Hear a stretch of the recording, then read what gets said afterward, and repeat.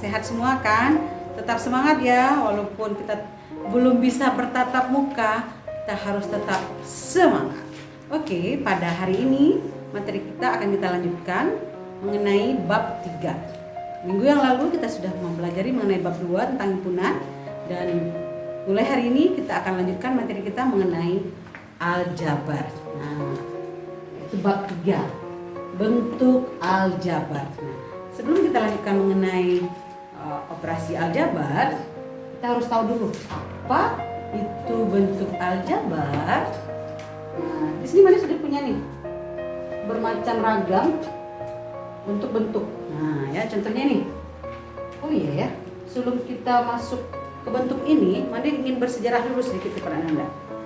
Aljabar.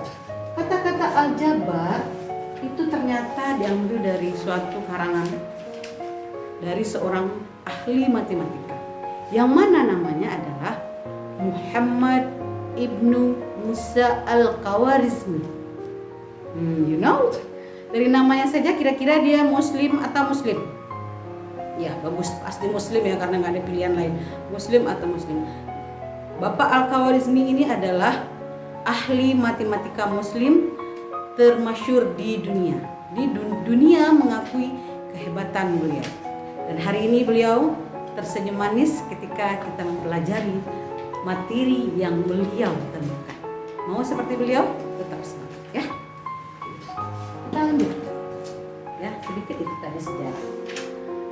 Dalam bentuk aljabar, kita akan bertemu sering dengan seperti ini nanti. Ya. Ini sebenarnya kita sudah pelajari di waktu SD. Cuman waktu SD, waktu TK malah kayak gini, 2A. Waktu TK kita udah belajar tuh 2 apel, ya kan? Nah, sekarang karena kita udah MTS, kita ganti apel A saja lagi, 2A. Negatif 3B. Mungkin ini waktu TK kita belajar, mungkin tidak ada negatifnya ya waktu TK. 3 bakwan. Nah, ya kan? Nah, karena kita udah SMP, kita cukup pakai 3B. Nanti kita akan ketemu seperti ini, 5xy, mungkin 13x kuadrat, 3n kurang 5, negatif 5p kurang 7b. Nah, dari beberapa contoh ini, kira-kira Anda sudah bisa nggak ya kira-kira bentuk aljabar itu seperti apa?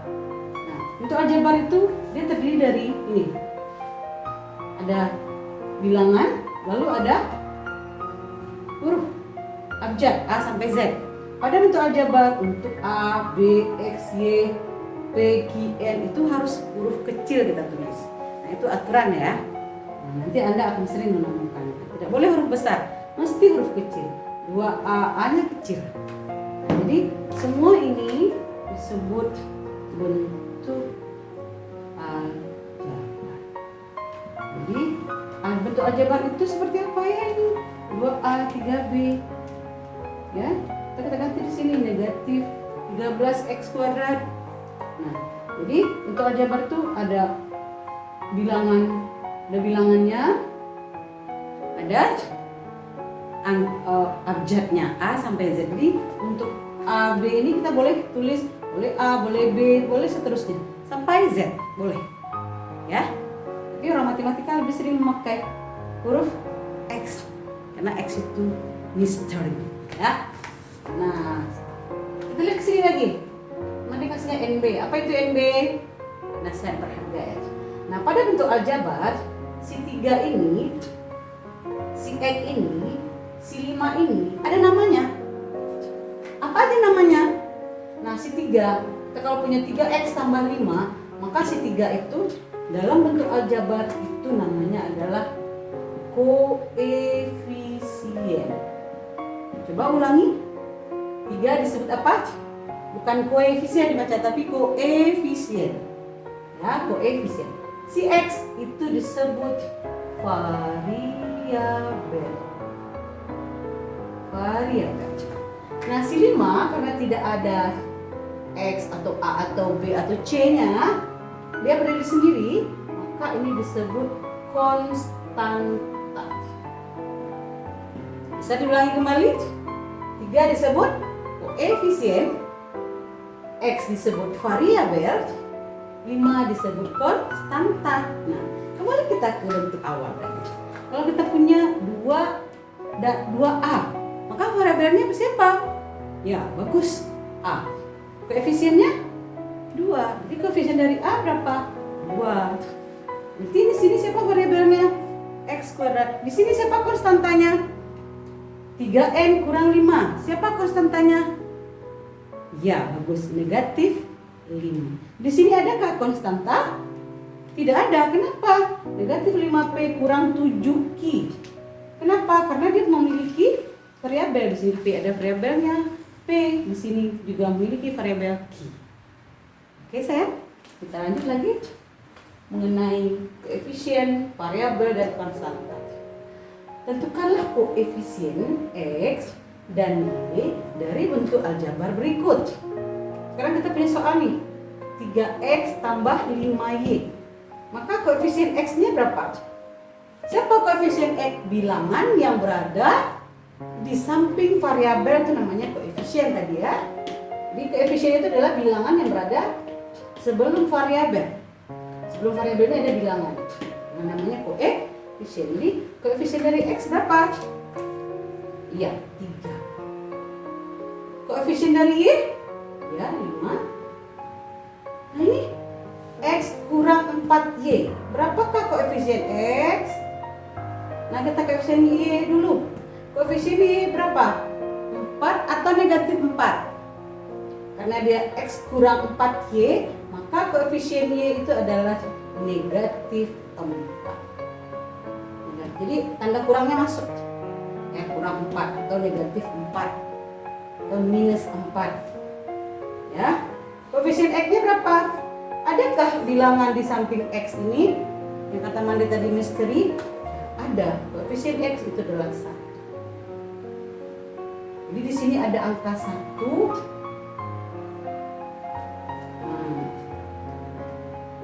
Koefisien X-nya ada angka 1, tapi 1 tidak ditulis. Tapi kita yakin bahwa di sini ada angka 1. Ya, tadi kan soalnya seperti ini. X kurang 4Y. Kita yakin bahwa di sini ada angka 1. Itulah luar biasanya bentuk aljabar. Angka 1 oleh Bapak Al-Khawarizmi tidak pernah ditulis dalam bentuk aljabar. Kita yakin bahwa di sini ada angka 1. Kenapa seperti itu? Karena Allah itu Esa. Ya, maka kita perlu melihat Allah itu 1. Tidak ya, kita hanya meyakini di dalam hati. Itulah pembelajaran yang diberikan oleh Bapak Al-Khawarizmi ketika 1 tidak pernah ditulis dalam bentuk aljabar. Apa contohnya? Mereka kasih contoh. Misalnya kita kasih soal 3, misalnya A tambah B. Maka koefisien A siapa? Koefisien A sama dengan 1 kalau A kurang B. Koefisien B 1 atau min 1? Min. Jadi angka 1-nya tidak ditulis. Tapi kita yakin bahwa ada angka 1 di sini. Koefisien A 1, koefisien B adalah negatif. Suku dan suku sejenis pada bentuk aljabar. Nah, pertama kita bahas dulu suku. Nah, ternyata bukan di Minang saja ada suku. Di aljabar ternyata juga ada suku. Di Minang ada suku pisang ya. Suku Cubada ada? Nggak ada ya. Nah, di aljabar juga ternyata ada suku. Apa itu suku? Nah, kita lihat ini. 3X pada bentuk aljabar itu disebut suku 1 atau monomial. Mono itu 1 ya. Mono 1. 3X. Kenapa dia sendiri? Kan ada 3, ada X. Nah, kalau kayak gini baru dia jadi 2. 3 tambah X. Nah, itu jadi 2 suku. Tapi kalau seperti ini 3X, maka itu disebut suku 1. Nanti Anda akan bisa memahami apa beda nanti 3X dengan yang di bawah-bawahnya ya. Nah, sekarang kalau 2X tambah 4 itu suku 2. Atau biasa juga disebut binomial. Itu 2. Nah, lalu suku 3. 2 X tambah 3Y kurang 7. Itu suku 3. Tapi kalau kayak gini, Mandi punya ini XY ya, Mandi punya 2XYZ. Kira-kira menurut Anda dia suku 3 atau suku 1? Ya bagus, dia termasuk suku 1. Suku 1 atau monomer. Kenapa? Karena tidak ada tanda apa. Jadi apa yang memang memisahkan suku 1, suku 2, suku 3 atau suku ini ada suku 4 ini 3A kurang 2B tambah 7C kurang 9.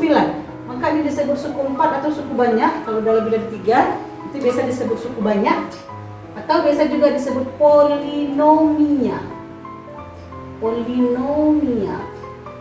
Ya, atau suku banyak. Tapi kalau kita punya kayak gini 3ABC, apakah masih disebut suku banyak? A, B, C, D. Ini masih disebut suku 1 atau mononia. Suku 1 ini biasa juga disebut suku tunggal. Bisa juga disebut suku tunggal. Ya, jadi apa yang memisahkan antar suku itu adalah operasi tambah dan operasi kurang. Tambah, kurang, tambah. Tapi kalau kita sudah kayak gini soalnya kita ganti ya. Kita ganti. Soalnya Mandi punya nih 3AB kurang 7CD.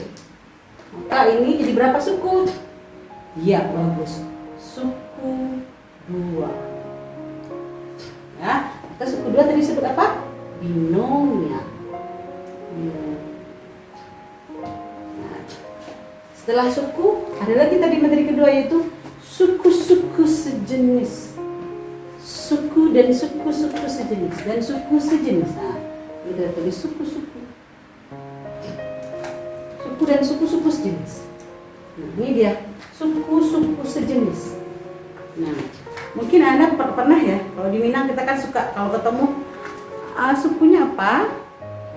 Ada Caniago, ada mungkin Budi, ada lagi Bendang. Kalau Mandi sukunya Bendang. Banyak kali suku di Minang ini luar biasa ya. Lalu kalau kita ketemu saudara dari daerah lain, lalu kita bertanya suku, apa sukunya? Melayu. Oh saya juga sama, suku Melayu. Ya, kalau orang Padang itu ada sukunya namanya suku Jambak. Ya. Jadi nanti ada ketemu saudara, sukunya sama-sama Jambak. Jadi artinya apa? Kalau yang suku-suku sejenis itu artinya sukunya yang sama. Kita lihat contoh soal ini. Tentukan suku-suku yang sejenis pada bentuk aljabar berikut. Kita punya 2A, 5B, 3A, negatif 2B. Lalu 2A ditambah 5B tambah 3A kurang 2B. Maka kita akan bertemu suku-suku sejenis. Siapa aja suku-suku sejenisnya? Kalau 2A dengan siapa sejenis? 2A dengan siapa sejenis? Apakah dengan 2B? Tentu tidak, pasti dengan sejenis dengan 3A. Jadi 2A sejenis dengan 3A. Kenapa bisa sejenis? Karena sama-sama suku apel. Di sini juga sama-sama apel. 2 apel, 3 apel. Nah, sukunya suku apel. Ya. B, 5B dengan siapa sejenis? 5B dengan negatif. Negatifnya kita buat negatif 2B. Jadi 5B sejenis dengan negatif 2B. Ya. Oke, bisa dipahami soal yang A ini yang pertama ya. Suku-suku sejenis dari 2A tambah 5B tambah 3A kurang 2B itu ternyata adalah 2A sejenis dengan 3A, 5B sejenis dengan negatif 2B. Nah, kita lihat contoh soal kedua. Ini punya soal X dikurang 5Y ditambah 3X ditambah 4Y. Kita akan menentukan siapa aja suku-suku sejenisnya. Oke, bisa Anda coba sendiri.